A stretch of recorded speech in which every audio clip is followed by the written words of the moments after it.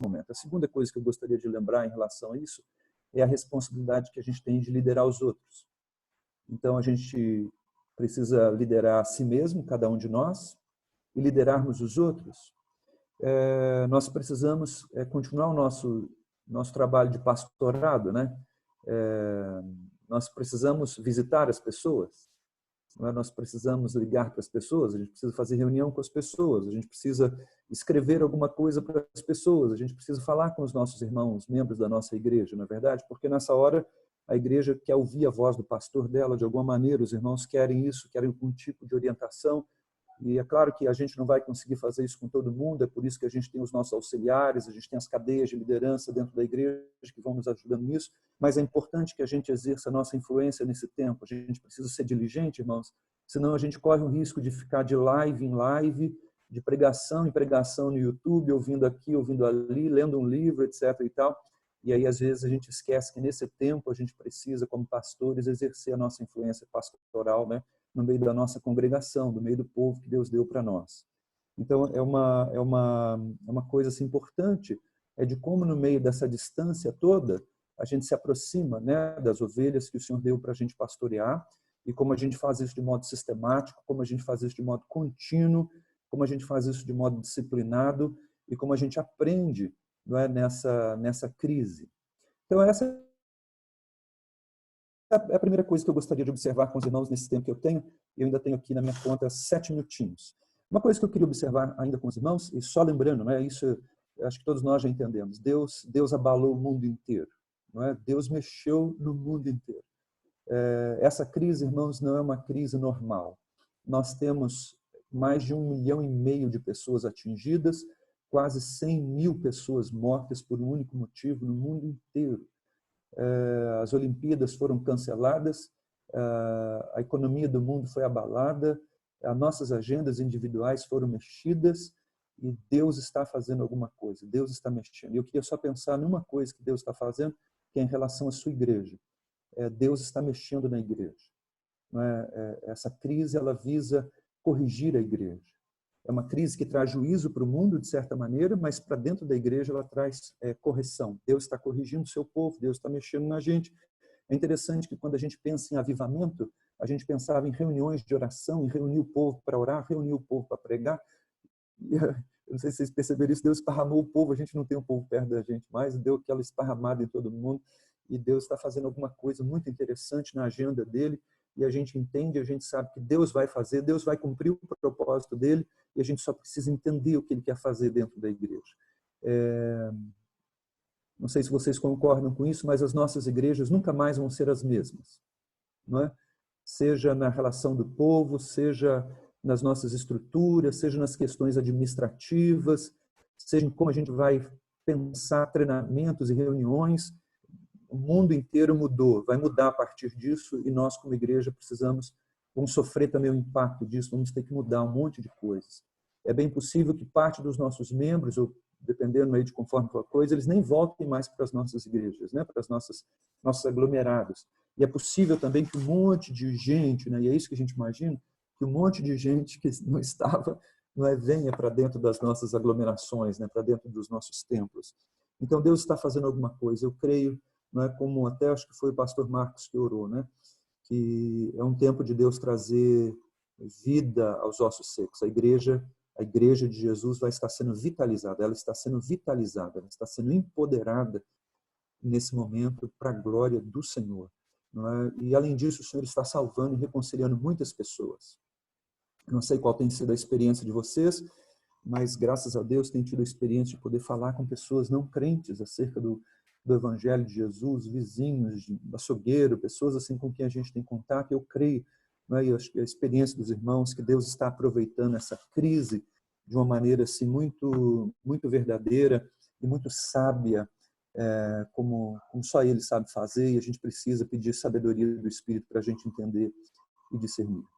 A última coisa que eu quero observar com os irmãos, então a primeira coisa só nessa questão da nossa liderança, da nossa autoliderança e da nossa influência no povo, a gente não pode se descuidar disso nesse momento. Eu queria introduzir nessa questão de crise, pensar em 3 experiências de crise. Eu falei desse assunto em diversos momentos com líderes aqui da igreja, Sião, nesse momento, e queria falar com os irmãos um pouquinho só sobre 3 experiências de crise. Quero pensar na primeira experiência de crise, irmãos, que é a experiência de crise de Davi. Um jovem que na casa dele ia ter um almoço com a maior autoridade espiritual da nação dele, e o pai dele nem lembrou de chamar ele para o churrasco, né? Então ele deixou ele lá do lado de fora mesmo. É assim que a Bíblia narra a história, o início da história de Davi. Bom, a partir dali ele é introduzido no churrasco, ele é ungido, e se você observar, irmãos, a partir daí a vida dele é uma sequência de crises intensas.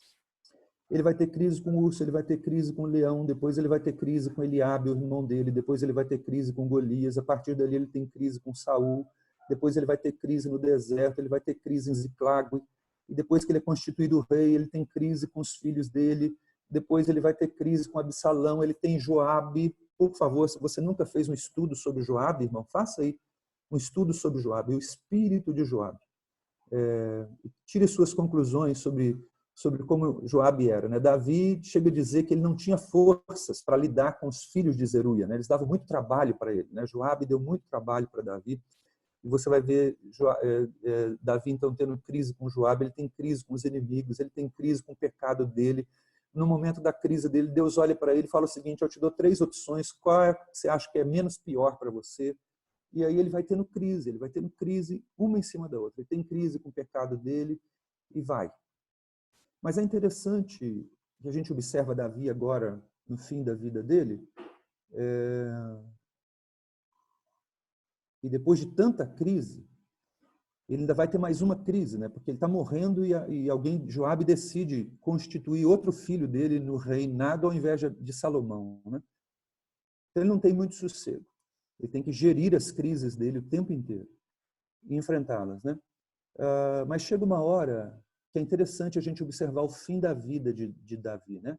Quando ele encerra a vida dele, ele tem um reino unificado, ele tem os inimigos dele vencidos, dominados, ele tem madeira, ele tem ouro, ele tem aliados, ele tem um planejamento, não é, para o futuro, ele tem um templo para ser erguido, ele tem um filho que Deus disse que assumiria o lugar dele. Então, aquelas crises todas dele foram forjando nele essa situação toda, ao ponto de que no fim da vida dele, ainda em crise, entrou o microfone aqui, no fim da vida dele, ainda em crise, ele tem todo um legado, não é? Ele tem toda uma oportunidade de olhar para trás e ver as conquistas que ele teve na crise. Davi foi forjado no meio de um montão de crise. E permita dizer isso para você, não é bem essa a conclusão, né? Ela tem outros detalhes, né, que a gente pode avaliar, mas deixa eu colocar isso só para a gente avaliar, depois você avalia melhor. Salomão não teve crise nenhuma. Aliás, ele teve poucas crises e o reino dele terminou com o filho dele, né? É essa situação. A segunda experiência de crise que eu queria pensar com os irmãos, então a primeira é Davi, e ele tem crises constantes, né? Ele vai sendo forjado na crise, ele é um guerreiro aprimorando-se e sendo marcado em todas as suas crises. A segunda crise que eu quero pensar é a crise descrita ali em Isaías capítulo 6, quando morre Uzias. Os irmãos se lembram disso? Uzias foi um bom rei, um rei que unificou a nação, um rei que Deus foi abençoando, o império cresceu, o império foi curado de certa maneira durante o reinado de Uzias, foi uma bênção. Mas aí a crise se instalou, né? Em Isaías 6, foi o ano que morreu Uzias. E quando você observa isso e estuda um pouquinho, você vai ver que surgiu uma série de perguntas e incômodos no meio da nação, né? E agora? Como é que vai ser? O que vem depois? O que muda? O que não muda? O que vai acontecer conosco? Como é que será? É mais ou menos o que a gente está passando aí nessa quarentena, né? Então, aquelas expectativas, não é? Enfim, uma crise se instala na nação e sequência precisava ser dada e o povo precisava agora trabalhar com tudo aquilo, com aquelas incertezas todas. Mas é interessante, você se lembra disso, que no meio dessa crise, que que Isaías também estava sofrendo e todo o povo estava passando, a palavra de Deus vai dizer para nós que Isaías viu o Senhor. Isaías foi comissionado pelo Senhor. Isaías avançou no seu ministério em relação ao Senhor. Então, a primeira crise que eu pensei com os irmãos foi a crise da forja, né? Ela era constante, constante, constante, e gerou os benefícios todos que Davi experimentou no fim da vida dele. É o legado que ele deixou. A crise que eu estou pensando com os irmãos é uma crise de start, né? Porque sim, a gente sabe que Isaías profetizava já um pouco antes, mas essa crise que ele enfrenta em Isaías 6 mudou tudo, né?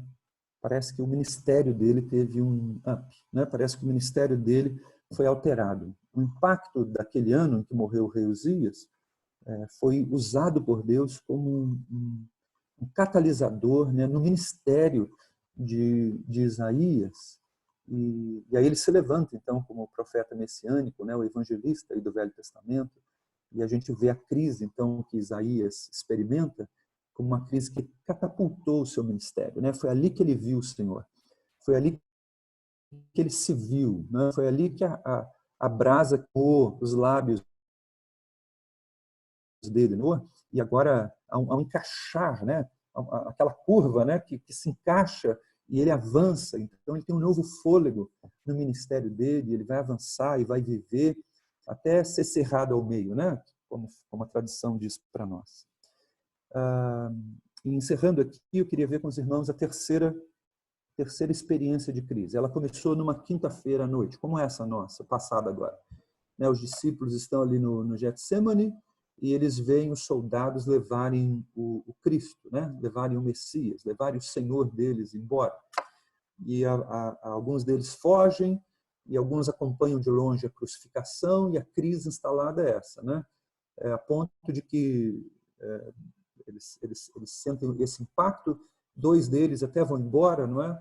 E a trupe de discípulos vê que um traiu e se suicidou, o outro negou, e outros foram embora, e o mestre foi embora, e no caminho de Emaús, dois lá vão dizer, olha, nós achávamos que ele fosse alguma coisa. Parece que essa crise está instalada no meio dos discípulos, né? Mas isso foi na quinta, passou-se a sexta, o sábado, e no domingo, aquela crise foi o maior marco de vitória que eles experimentaram. Então, irmãos,